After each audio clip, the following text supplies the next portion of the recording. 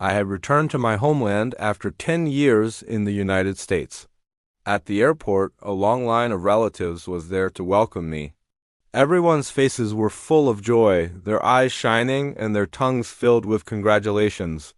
I thought to myself, wow, today my life feels successful.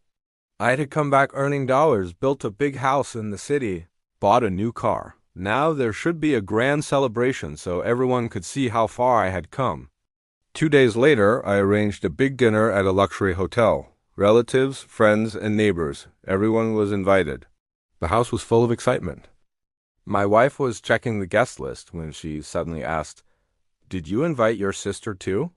I replied carelessly, "Yes, everyone is invited. She'll come on her own." The day of the event arrived. The hall was glowing with lights. People hugged me, photos were taken, and praises filled the air. But among the crowd, one face was missing. My younger sister Aisha's face.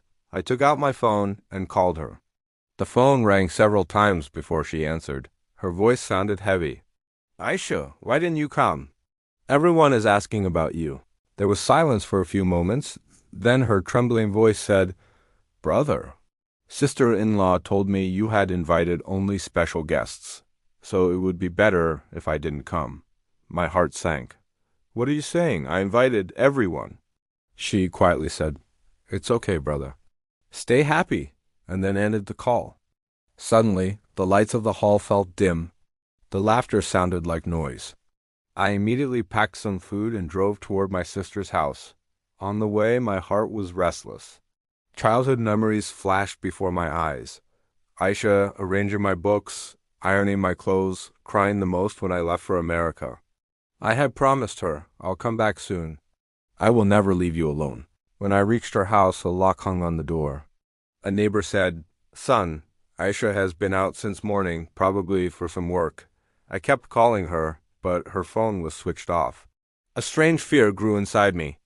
As I turned back, evening was falling and light rain had started. Suddenly, my eyes stopped at a scene by the roadside. Near the footpath, a small food stall was set up where a few laborers were eating. A woman in simple clothes was serving them food while her 2 children stood nearby. I looked closely. My feet froze. It was Aisha. The food box almost slipped from my hands. She was saying to the workers, "Please eat comfortably. Let me know if you need more." One worker asked, "Sister, won't you eat?" She smiled and replied, "I'll eat later." "You eat first. You work hard all day." Darkness filled my vision. This was the same sister I had failed to properly include in my grand hotel dinner, and here she was feeding laborers. I parked my car and slowly walked toward her. "Aisha!" She turned in surprise. Seeing me, her face showed shock, then hesitation. "Brother, you here?" I looked around. A small stove, a few utensils, and a plastic sheet protecting them from the rain. My head bowed in shame. I wish the ground would swallow me. What is all this? Why are you here? She softly said, "Brother, my husband lost his job. It became hard to manage expenses, so I thought I should do something. Laborers come here. I cook affordable food for them." Thank God, we managed somehow. With a trembling voice, I asked, "Why didn't you tell me?" She smiled gently. "You were busy in a foreign country. I didn't want to become a burden." My luxurious life flashed before my eyes. The big house, expensive car, costly watch, while my sister stood in the rain feeding hard-working people. I placed the packed food in front of her. "I brought this for you." She opened the box, looked at me, and said softly with tears in her eyes, "Brother, more than your feast, I needed your attention." Those words pierced my heart like an arrow. Right there, I made a decision. The next day I met her husband and gave him a job in my company. I arranged good schools for her children. Most importantly, I explained to my wife that relationships are not won with wealth, but with the heart. A few days later, I arranged another gathering, this time in my own courtyard. No hotel, no show-off. I personally went to my sister's house and brought her with me. That day, when Aisha sat beside me, I felt truly successful for the first time.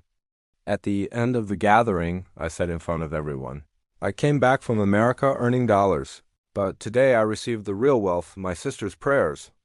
Aisha smiled and said, "Brother, A home is not built with walls.